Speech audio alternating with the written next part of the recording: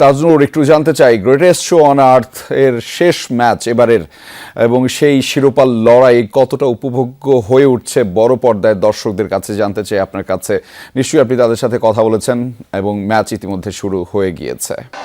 আমি যে জায়গাটিতে রয়েছি, আমি আসলে ক্যামেরার লেন্সটি খুব চট করে সেদিকেই ঘোরাতে চাই। সেই উন্মাদনা সামনে থেকে না দেখলে সেটা আসলে বিশ্বাস করা মুশকিল যে আজকে এই যে মহারণ আর্জেন্টিনা বনাম স্পেন, সেই ফাইনাল খেলা দেখতে মনে হয় যেন ঢাকা শহরের সবগুলো মানুষ আজকে এই বড় পর্দার সামনে এসে হাজির হয়েছে।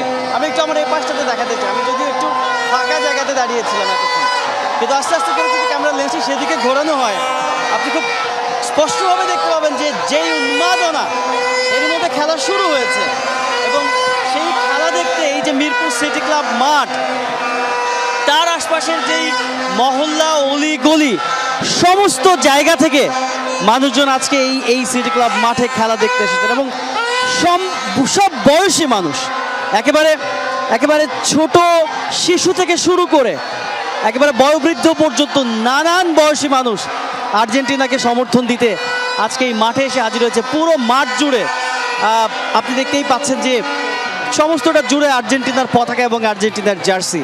এই যে 2022 বিশ্বকাপের ট্রফি জিতে মানুষের মধ্যে যেই উন্মাদনার কিংবা যেই প্রত্যাশার একটা বিশাল চূড়া তৈরি করেছিল আর্জেন্টিনা দল, অর্থাৎ লিওনেল মেসির দল, সেই প্রত্যাশা আরও দ্বিগুণ রূপে যেন ফিরে এসেছে এবার 2026 সালে। এবং এবারও এই যে ফাইনালে স্পেনের মুখোমুখি হচ্ছে তারা, আর্জেন্টিনা দল, তাদেরকে এই এত হাজার কিলোমিটার দূরে বাংলাদেশের মতো একটি দেশে, সেখান থেকে তাদেরকে আসলে সমর্থন যোগাতে এই এত মানুষের আজকে এখানে সমাগম, এবং পুরো মাঠ জুড়ে এক রকমের উৎসব বয়ে যাচ্ছে। এবং এটি আমি গত 2 ঘন্টা ধরে অবলোকন করছি। এখন রাত 1টা বাজে, আমি 11টার সময় মাঠে এসেছি, তখন থেকে দেখছি যে পটকা ফোটানো হচ্ছে। সেই পটকার আওয়াজ, একই সঙ্গে একটু পর আতশবাজি, একটু পর সেই বহুজেলার আওয়াজ এবং মানুষের চিৎকার একসঙ্গে মিলিয়ে যেই একটা আবহ তৈরি হয়েছে এই মাঠে।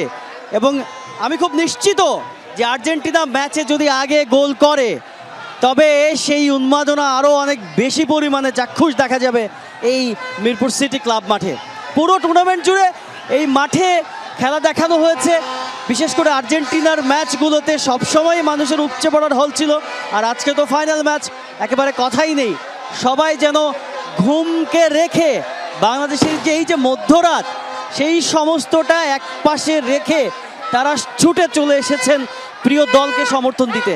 আমি নিশ্চয়ই দর্শক সারিতে থাকা এই উন্মাদনায় এই মাতোয়ারা মানুষের সঙ্গে আমি একটু কথা বলতেও চাইবো। একটু আপনার সঙ্গে কথা বলি। আপনি আপনার বাচ্চাটাকে নিয়ে এসেছেন, একটু ওকে কোলে নেবেন, একটু ওকে দেখাতে চাই। আমরা একটু উন্মাদনার কথা শুনতে চাই। একটু বলবেন যে আর্জেন্টিনার জার্সি পরে বাচ্চাকে নিয়ে এত রাতে চলে এসেছেন, তাকে সমর্থন দিতে। আর্জেন্টিনা খেলার জন্য আমার মেয়ে বেশি উৎসাহ। আমার মেয়ে হচ্ছে মেসি ভক্ত, আর্জেন্টিনার সমর্থন করে, সেজন্য আমি আসছি আমার ফ্রেন্ডদের সাথে। আমার মেয়েও বলতেছে যাবে আর্জেন্টিনার খেলা দেখতে, আমার সাথে চলে আসলো। আপনাকে অনেক ধন্যবাদ। আপনি একটু বলেন যে আপনি জার্সি যদিও পরেননি, তবে মনে হচ্ছে যে আপনি আর্জেন্টিনা ফ্যান।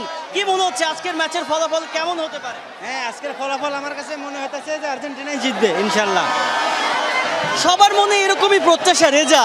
এই যে ভামোস আর্জেন্টিনা, মেসি স্লোগানে পুরো মাঠ, এটি আসলে এক ধরনের মিনি স্টেডিয়ামে পরিণত হয়েছে। এবং মানুষের মধ্যে যে উন্মাদনা, বিশেষ করে আমি একেবারে বড় পর্দা লাগোয়া যে জায়গাটি সেখানে রয়েছি, সেই জায়গাটির মধ্যে সত্যিকার অর্থে যে একেবারে দাঁড়ানোর মতো কোনো অবস্থা নেই।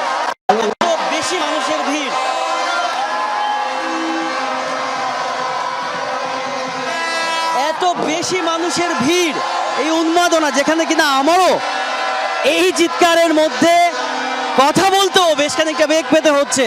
মানুষের যেই উন্মাদনা, সেটি দেখতেই পাচ্ছেন যে এক ধরনের মিনি স্টেডিয়ামে পরিণত হয়েছে মিরপুর সিটি ক্লাব মাঠ। এই ক্লাবের আশপাশের যতগুলো ভবন রয়েছে, সব ভবনের ছাদে আজকে মানুষ উঠে লিওনেল মেসিদের খেলা দেখার জন্য বসে গিয়েছে এবং এরই মধ্যে খেলা শুরু হয়েছে। নিশ্চয়ই রেজা, পরবর্তী সময়ে আপনার সঙ্গে আবারও যুক্ত হতে পারবো এবং আর্জেন্টিনার প্রতি মানুষের এই যে ভালোবাসা এবং যেই জোরালো সমর্থন, সেই সমর্থনের খবর আবারও আপনার মাধ্যমে দর্শকদেরকে জানাতে পারবো। রেজা, নিশ্চয়ই তাজনুর, একদম ভরপুর আয়োজন দেখছিলাম, যেখানে মানুষের উপস্থিতি রয়েছে এবং পুরো বিশ্বেই একই অবস্থা। সেখানে বাংলাদেশের আর্জেন্টাইন সমর্থকদের যে একটি উৎসব, সেই উৎসবের রাতের কথা আসলে আপনার মাধ্যমে শুনছিলাম। ধন্যবাদ তাজনুর আমাদের সাথে যুক্ত হওয়ার জন্য।